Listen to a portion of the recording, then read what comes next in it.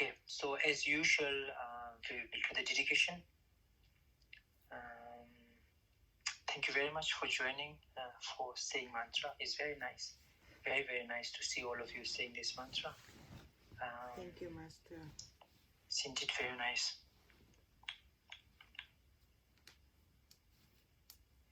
Okay, so let's do this dedication.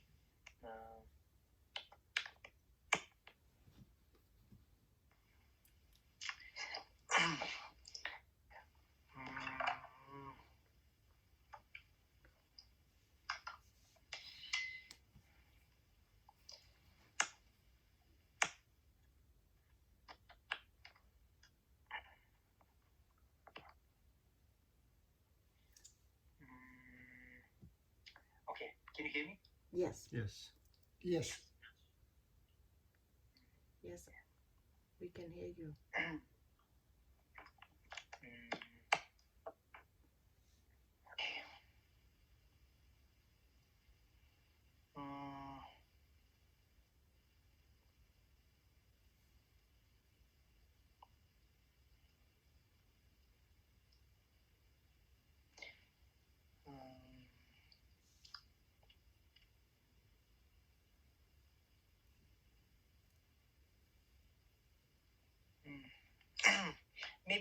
Maybe something nice. Maybe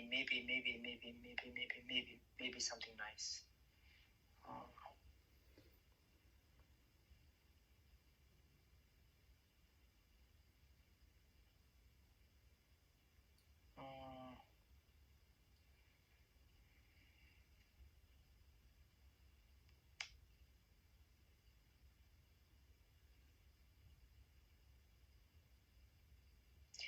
Thank you very much for doing the visualization of Amitabha and all the Buddhas and Bodhisattvas around us.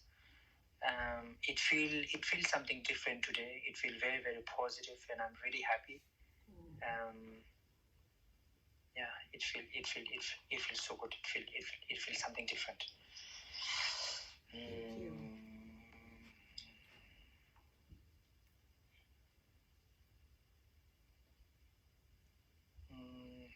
Okay, so let's do the dedications as usual.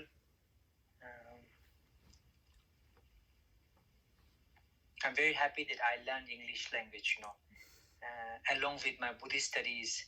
I left the school quite early, and then I said that I learned English by my side, along with the path, by my side. But in my monastic university, when I study Buddhism, everything is in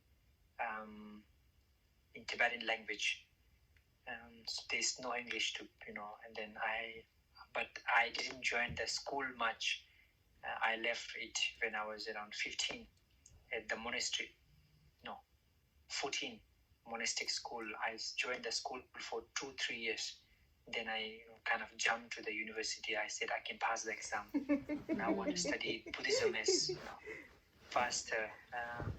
But then usually monks join the university when they are around 22 or 23. They say that Buddhist philosophy is very profound. You cannot understand. But then I had some confident, and I said I want to try as soon as possible. And then I had some sense, and maybe I had some imprints from the past. That's what my personal teacher believes. But then at the beginning, people didn't agree. But and then some of them just said that you must learn English. They couldn't say no directly before I start the exam. They just said that it's too early for you to start in the Buddhist university, because if you don't understand the foundation nicely, that you won't be understand later on. It would be a waste of 20 years of studies if you don't have a good foundation, and you are too early to start. And then one of the excuse that they gave not to let me join the university is that you must learn language, English, at the school. You should spend more time in school learning English. And then I said I can learn English along the way by myself. Wow. But then there was two choices, whether I study Chinese or English, because I had to make a decision. I thought like I'm going to learn one language, but then further, like there are a lot of Buddhists in China, or among the people who speak Chinese language, but so Chinese is one of the most spoken language as well as English. So I had to choose between these two. So I choose English, and then I'm really, really happy that I choose this language. We're also very happy that you pick English. we much more happy than you pick English. We much more happier than Me too. You got the right choice. Great choice. Because English language is universal. Yeah. I think but then now I see that there are a lot of monks who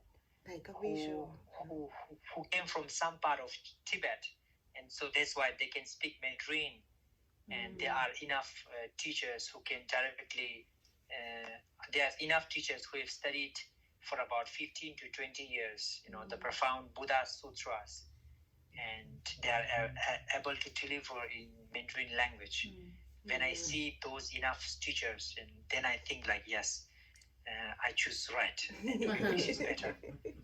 Because there are lesser teacher who studied for like 15 to 20 years and then can deliver the teaching in English language, and I'm really happy.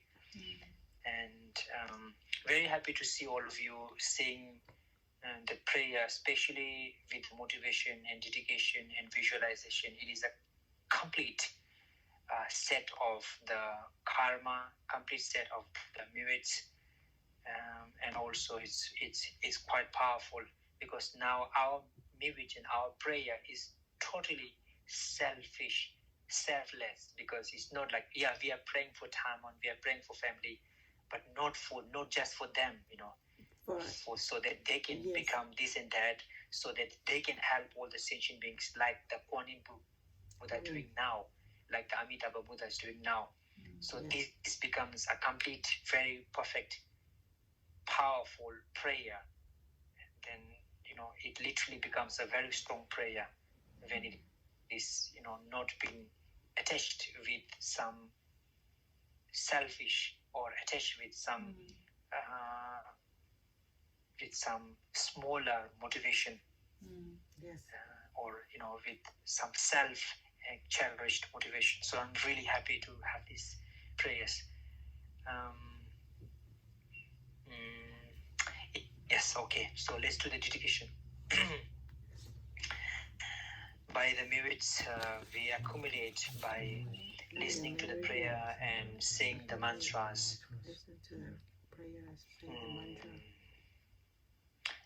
may all the family, relatives, and all the sentient beings, including Tymon, be benefited from it. May we all take a rebirth in the pure land in the very next life, and may we be able to achieve the state of Kuan Yin Bodhisattva and Buddhahood for the sake of all the sentient beings.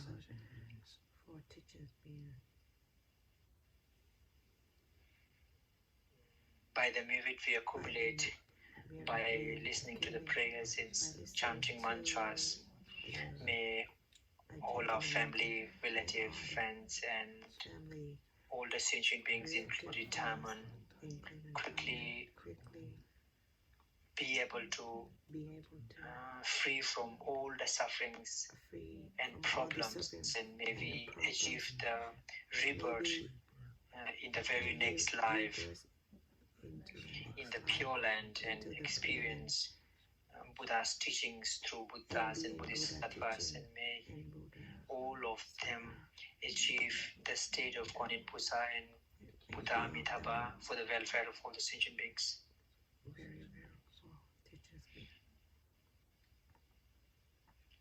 By the merits we accumulate by saying the prayers, listening to the prayers, and chanting the mantras, may all our family members,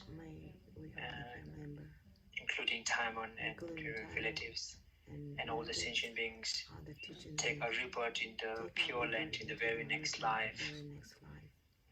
And may they be experienced the practice and the teachings of Buddha, and may they quickly achieve the state of Guanyin Bodhisattva and Buddha Amitabha for the sake of all the sentient beings.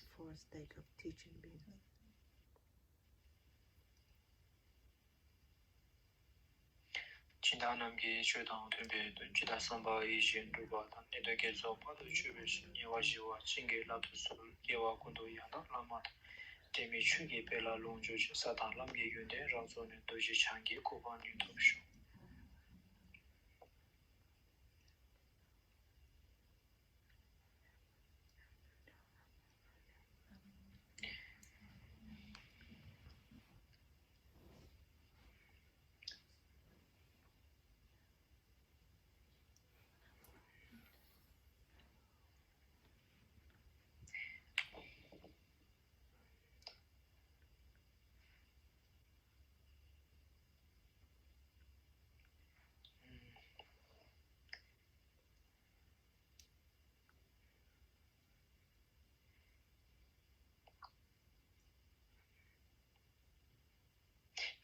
Today's prayer was a bit different. I felt something different, maybe something very, very positive. Anyways, I was in Thai. So in Thai, when people pray, they are very still, and then sometimes when I give some talk, some Thai monks also join because there is a Thai translator. So some Thai monks, they like to listen to some of the points that I'm delivering. So sometimes there must be a prayer in between, but I like to teach. But then yes, of course, I like to give some prayers, for their sake. That's what they prefer. So when I pray, I move a bit, or this way or this way. But this is very, very normal here in my monastery or there in Ladakh. But for them, they don't move when they pray,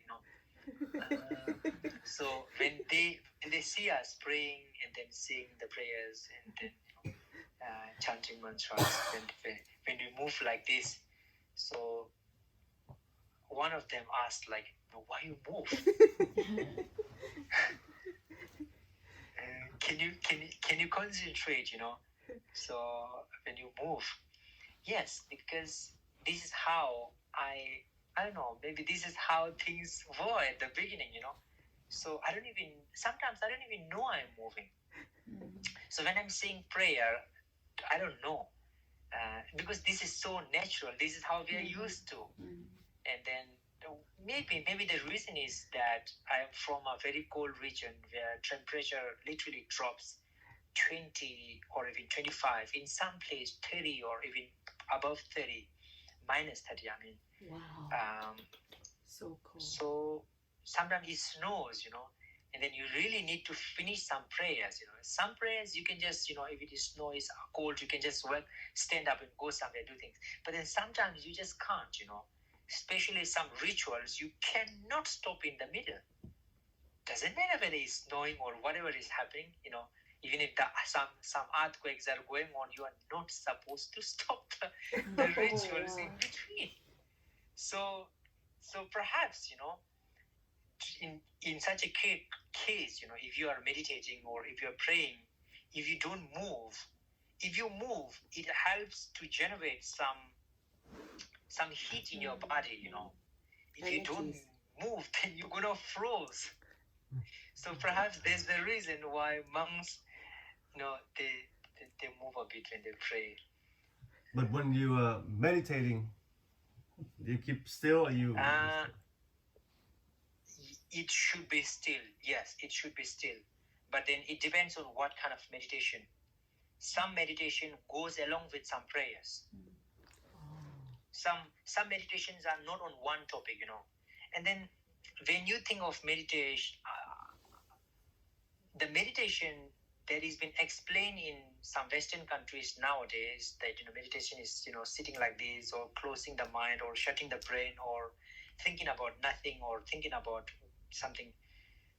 There is I don't know. There is a polished.